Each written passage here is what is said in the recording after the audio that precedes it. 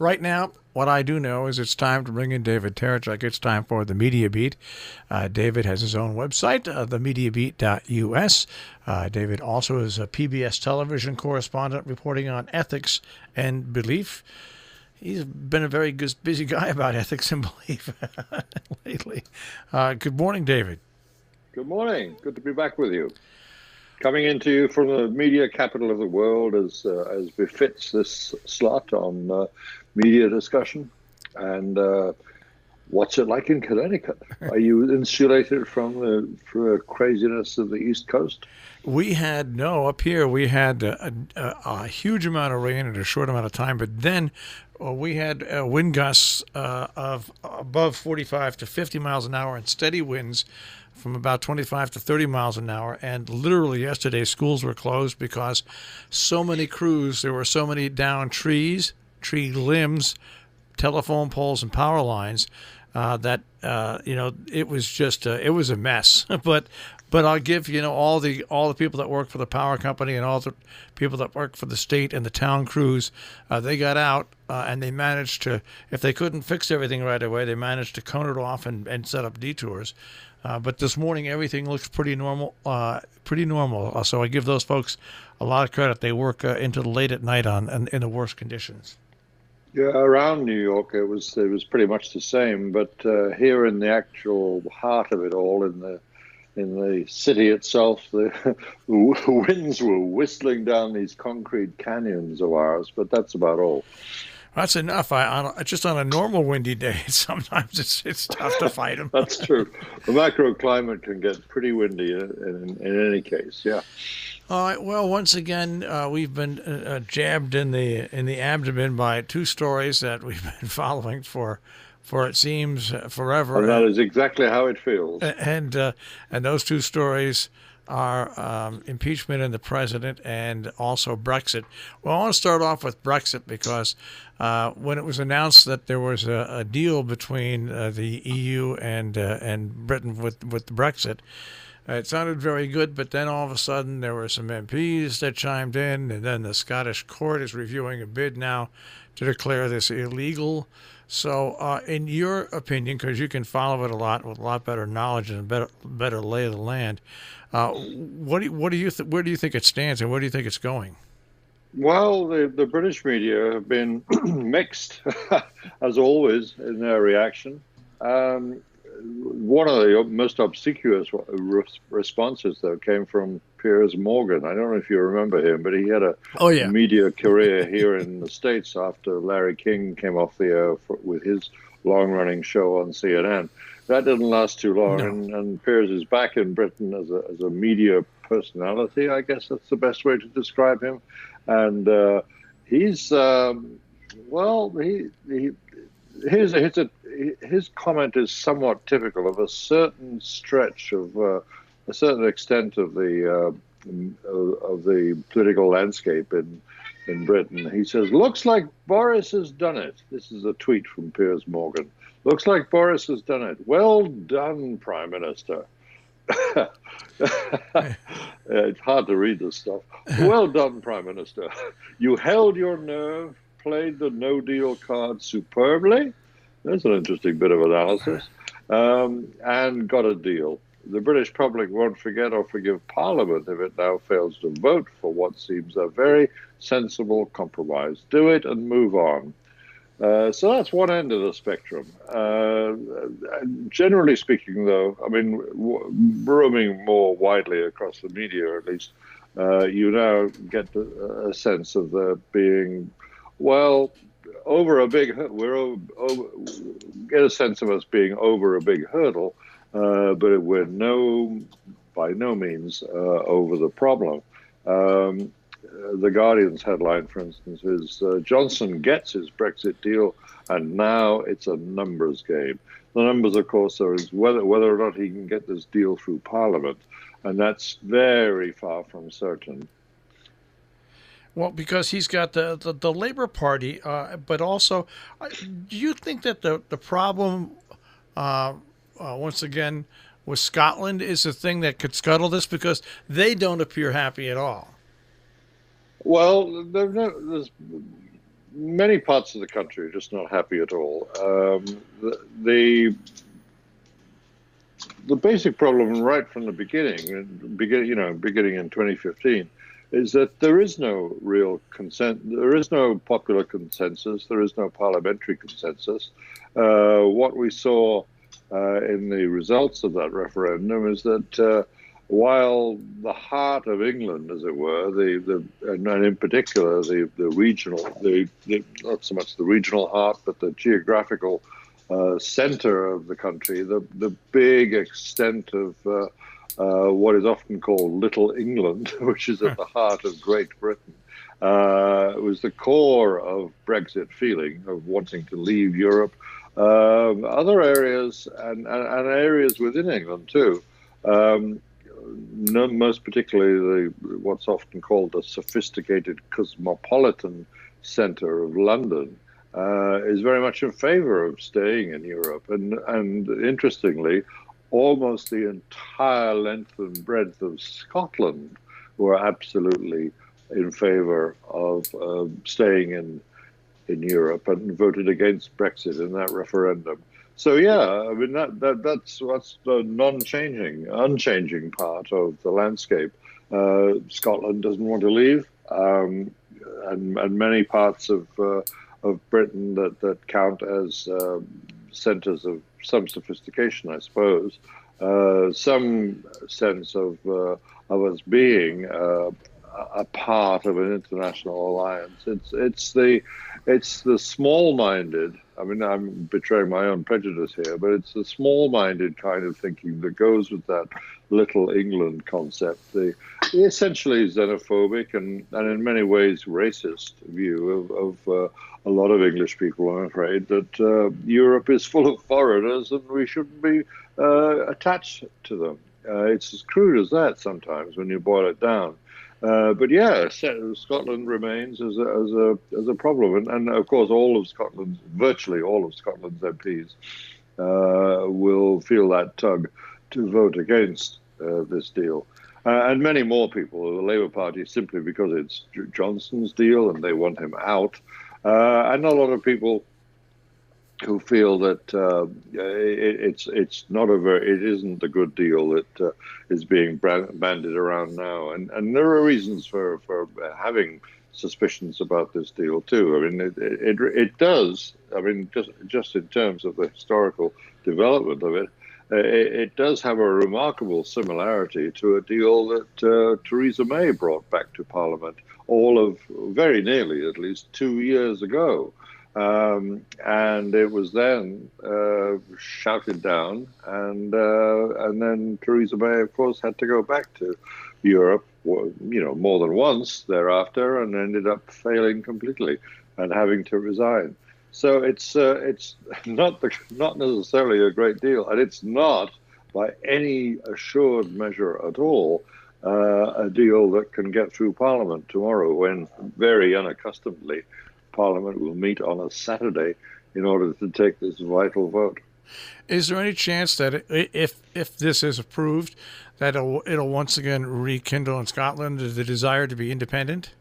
Oh, more than a chance. That such an outcome was guaranteed to fuel demands for independence for Scotland, and then in the long run, what those Scottish independence idealists would think is that then an independent Scotland could then apply to Europe for membership on its own.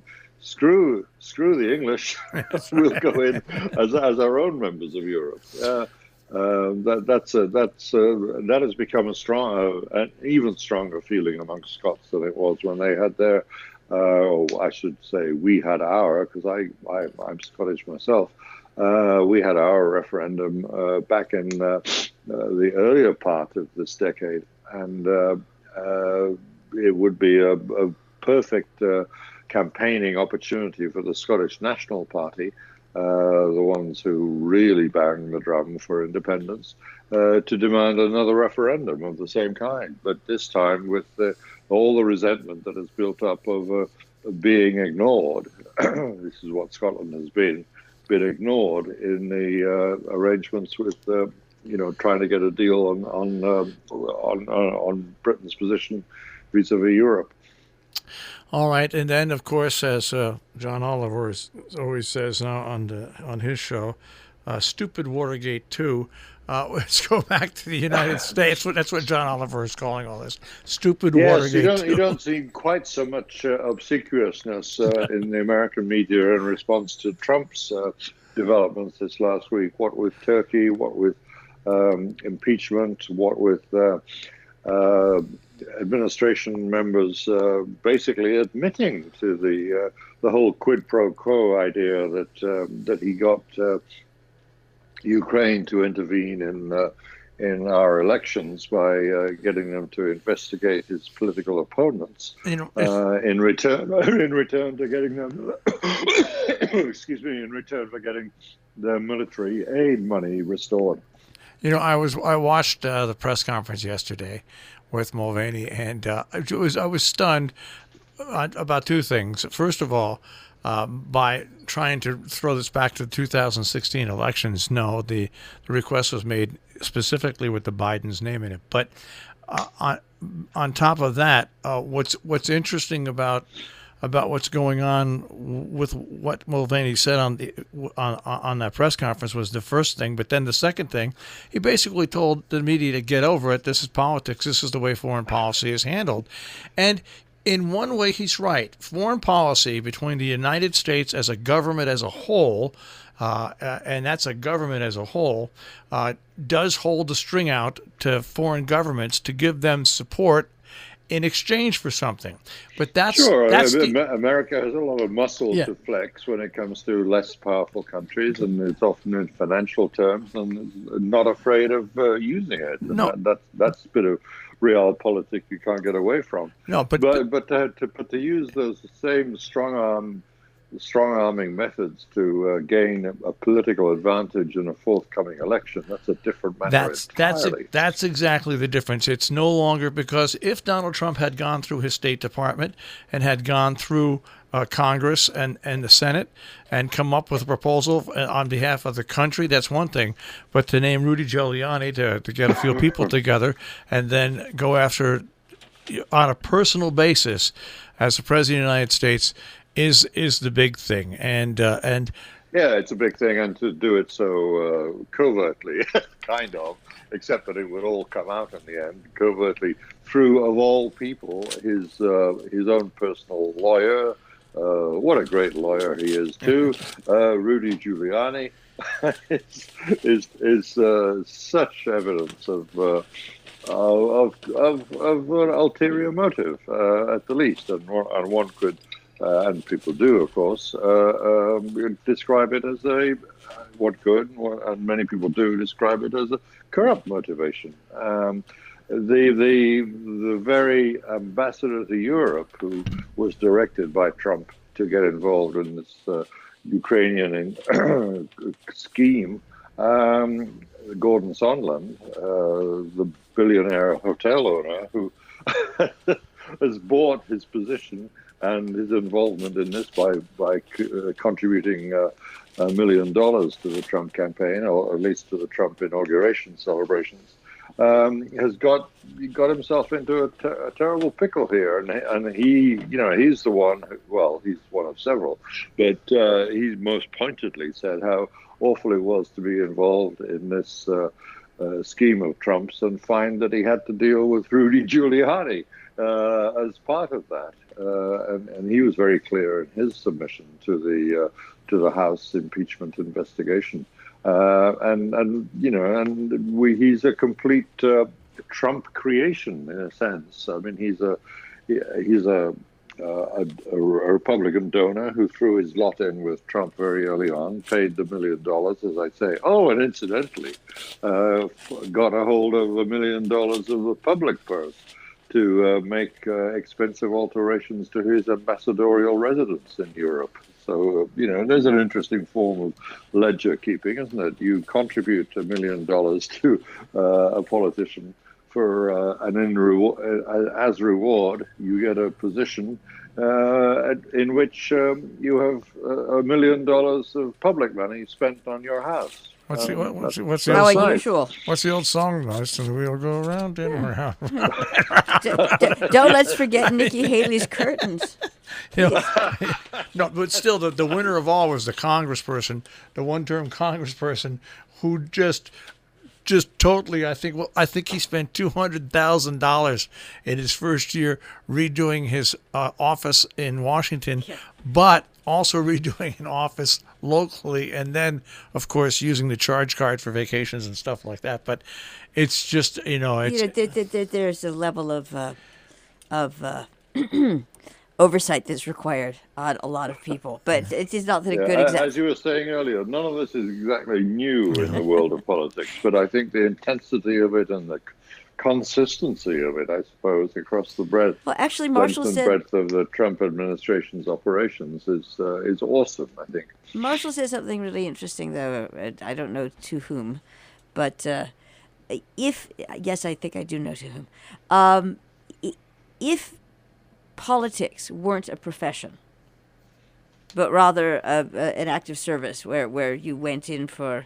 Well, like it used to be. You went and served your 2 years, your 4 years, and then you went back to your farm, you went back to your business, and you ran it. And you had a much better sense. And what is combination of alarming and, using the president's word here, sad, is how puppet-like the media has now become around. What happened to the independent thought? Jam it. It's like let's stick that little cattle prod in this concept and make people think about it. Instead of we've got such everything is as bad as the last thing is as bad as the last thing. And while, as you put it, certain people are literally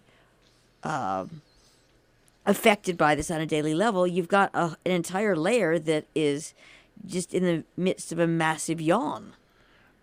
I don't know. I'll give credit to the media. Yesterday, there were two female reporters and one male reporter that weren't getting direct answers, and it almost reminded me of Sam Donaldson when he used to shout at Reagan, "Mr. President," and the president would stop and make the mistake of stop, and Donaldson would just pound him till he got an answer. This happened 3 times. Now, they didn't get an answer, and this is where Nick Mulvaney is such a smooth guy. He goes, "I'm going to answer your question, but you're not going to like the answer." He said that more than 3 times, and I said to myself, that's a great setup line. That worked perfectly. It worked as well as when during the debate, which notice no one's talking about. Remember that? That happened 2 days ago. I remember it well, yes. That was, how long ago was that? 48, 72 hours? 72 hours ago, yeah. Okay, yawn. Right. So that as a line was almost as good as, people have certain verbal, they're not tics as much as they are time fillers. Well, no, I just thought, deflectors. Yeah, but it was interesting to watch. But I give them a question. They kept going back and back and back, and he just wouldn't budge. But we're with Mulvaney, though. The interesting thing is that sure, he could put on a good performance of refusing to be goaded into giving a totally truthful answer. And then, of course, realizing that he'd given too much away anyway. That's exactly right. 2 hours later, he Backtrack. tries to unsay what he so clearly had said in the press conference. Because he got a call. Of course, he obviously had the word come down from Trump himself. Yeah, toe the line again. Yeah, you know what happened. But I'm struck. I haven't read this yet, Marshall. Maybe you have. But Axios is calling it the shout-out strategy. Do we know what that means? Oh, you was making clear that everybody knows that you're doing everything that you're accused of doing slyly on the quiet.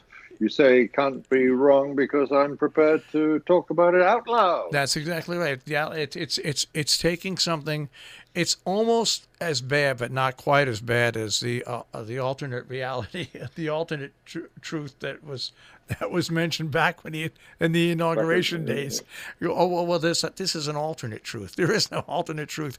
Well, that's not new either, because Karl Rove was the one who, when he was credited as at the time as only an anonymous spokesperson for the Bush administration, but the W. Bush administration, that is. But he used the phrase, we create our own reality. And that's what's happening all over again, Yogi Berra. and so the question becomes, and this is getting harder and harder for people to realize that here's the split. People who know what's going on know what's going on. People who don't know what's going on, and there's a whole group of... That's always been the case. That's always been the case. And the people who don't know aren't getting the necessary help in knowing and understanding what's going on from the people who ought to do that job. It is the media. Right? It is worse now, because you have media lined up in different courts, which it never never used to be that way. They didn't line up behind. That's what I they had writers and they had reporters, they had columnists, and there was some that varied back and forth. Attempt at impartiality. But now that's not the case. There's one side of the ball and there's the other side of the ball. But that's turning it into a team sport, the Reds and the Blues, so to speak, may be more interesting. I'm just making that. You just pick your whatever. But it changes the dynamic when it comes to critical thinking. It just does. It can't help but. So it sidelines critical thinking is essentially what happens. You get the Reds and the Blues and the supposed team spirit that's generated that makes critical thinking irrelevant to the process. And then if you take one of the sides, like for example, let's go back to the Democratic debates. The thing that wasn't on or should have been on, you would think MSNBC 48 hours ago and wasn't. Was that of the three perceived frontrunners, Bernie Sanders, Elizabeth Warren, and Joe Biden, it was Sanders who had the most money at $33 million. Well, it's not only that. MSNBC did a whole thing on the debate, and they mentioned everybody but guess who? Bernie Sanders, because Bernie Sanders scares media people, scares people because they don't understand exactly what he's trying to do with his political revolution. But it was very interesting to see the Democrats on that stage, and I did watch it for the first time, and I was very impressed with Klobuchar.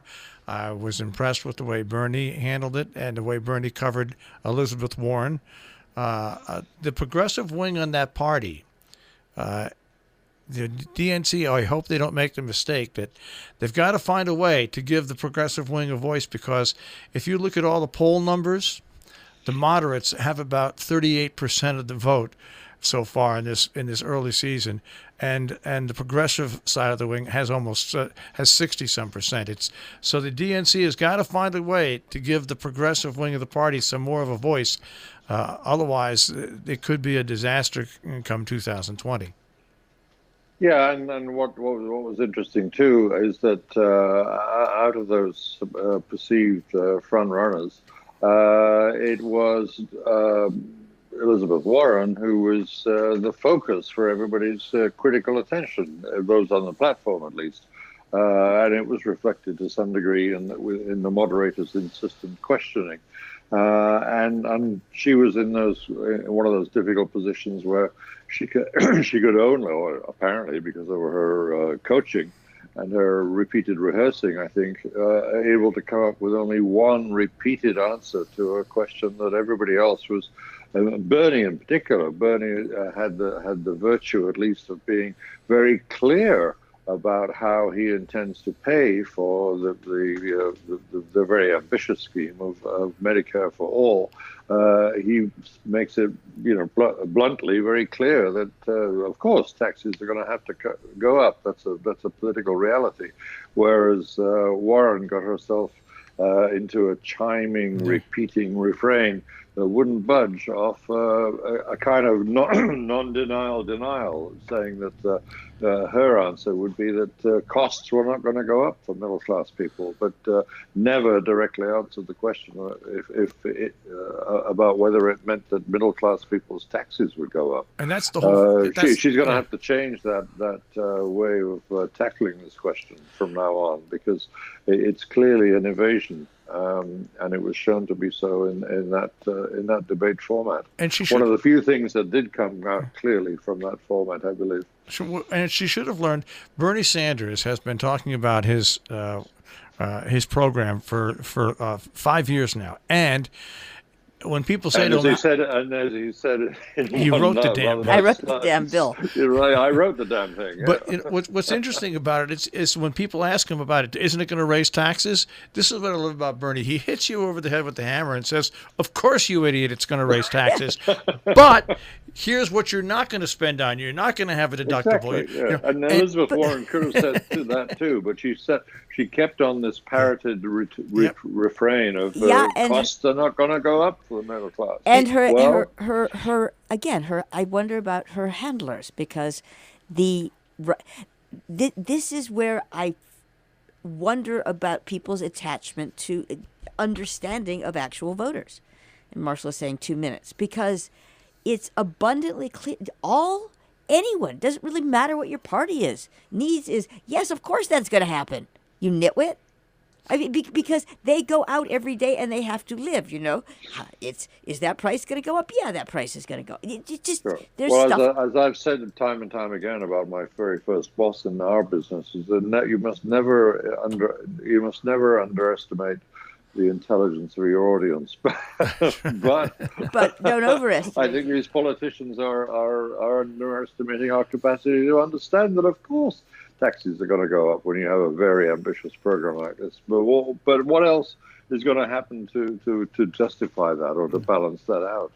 What's funny about this? American voters don't mind hearing somebody give a response that they might not believe, or trust, but they definitely don't like a response that is a non-response. And that's what's amazing, that sometimes these campaigns can't figure it out.